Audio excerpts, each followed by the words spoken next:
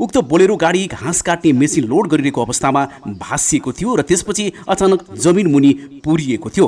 नाग नागिनी छ भने जस्तो कुरा गर्नुभएको छ। गाडी भासेर त्यसलाई नदेखि झिक्ने नसक्ने हुन्छ। त्यो नाग नागिनीहरूले भासेर तल तल भाषाको पूजा आजा गर्नु पर्यो त्यहाँनिर। पूजा आजा गरेर त्यसलाई राम्रोसँग बुझाउनु पर्यो, मन्दिर राख्नु पर्यो, त्यहाँ बुझाउनु पर्यो, राम्रो गऱ्यो भने हुन्छ नि। पानी भर्न नाग नागिनेर पानी निस्किँदैन छ। कहाँ निस्किन्छ त पानी? नाग नागिनीहरूले निकालिदियो नि पानी तल जमिनबाट माथि। म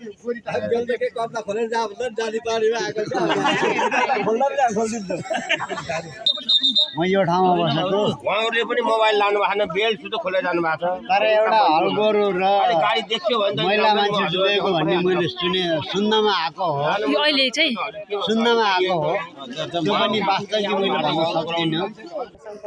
यहाँ निकाल्ने उधार के भइरहेको दाइ हो?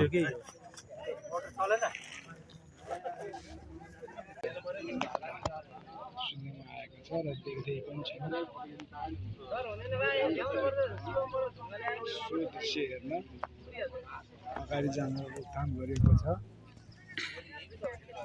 परबाट हेर्दा अर्को अवस्था देख्छ।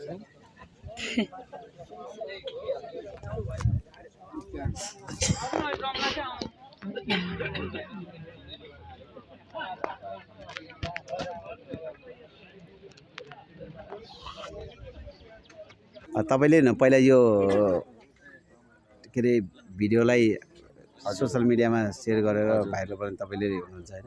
अनि यो त्यसको घटनाबारे तपाईँलाई के जानकारी छ? त्यो शुक्रबारको घटना थियो। हजुर, शुक्रबार अनि उहाँ यताबाट उता जाँदै हुनुहुन्थ्यो, मतलब हेटौँडाबाट यो माछा पोखरी आउँदै हुनुहुन्थ्यो।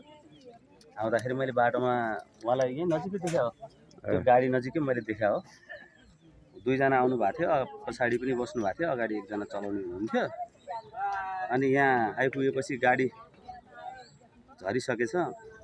त्यो भिडियो चाहिँ त्यो ड्राइभर भाइले मलाई दिनुभएको थियो, त्यही गाडी चलाउने ड्राइभर भाइले। हजुर, त्यसमा अलिकति आती राखेर यो जथा भाइ बोलेको या अपशब्दहरू केही शब्दहरू बोलेको भएर मैले म्युट गरेर हालेको थिएँ, मैले नै फर्स्टमा हालेको। ए अहिले यो के भन्नुहुन्छ? यो के कारणले गर्दा यस्तो भयो होला यहाँ? किनभने यो त रोड हो नि होइन, एउटा रोड हो, घर बनेको छ। यो ठाउँमा अलि साइडमा यताउता चाहिँ दलदलहरू छन्, धेरै छ दलदलहरू, मान्छे जान नसक्ने ठाउँहरू पनि छ यो एरियामा।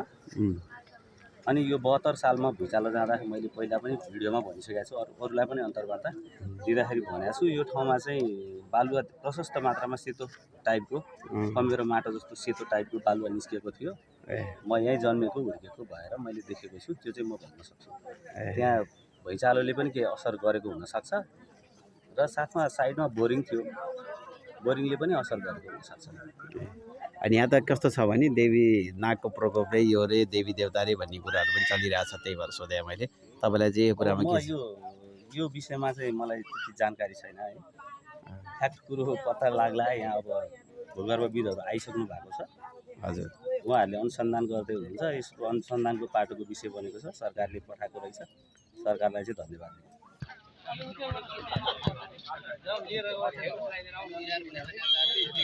को होला चिन्नुहुन्छ कसैले? यो घरवाला मामा घरमा हुनुहुन्छ। ए यो घरवाला मान्छेलाई के भयो? हजुर, अगाडि यो घरको अगाडि नै यसरी आउनुहुन्छ र यता हामी फर्किन्छौँ मामा। हुँदैन नि उताबाट देख्छ र कति फिट हो? कति 16 होइन, यो हाम्रो 17, यो 16 त हो। यो 16 हो। हाम्रो 18। यसलाई के भन्छ? गैरी गाउँ। गैरी गाउँ। ए 16 गैरी गाउँ। अनि त्यहाँ अघि एउटा कसले हजुरबा बुवाले भन्दै हुनुहुन्थ्यो कि के दैवी शक्ति नभइकन हुँदैन अरे, नागको ठाउँ हुनसक्छ यो भनेर के भन्दै थियो। ए ड्राइभरलाई चाहिँ गाह्रो भयो। एकछिन पछि भए त केटा निक्लिन नसक्ने। भइहाल्छ नि त। मान्छे राख्यो अब त्यही त, के ठिक छ, अब त्यसको गाडी अहिले त्यहाँ टालिएको छ नि फेरि अलिक साउन टालिएको छ त्यहाँ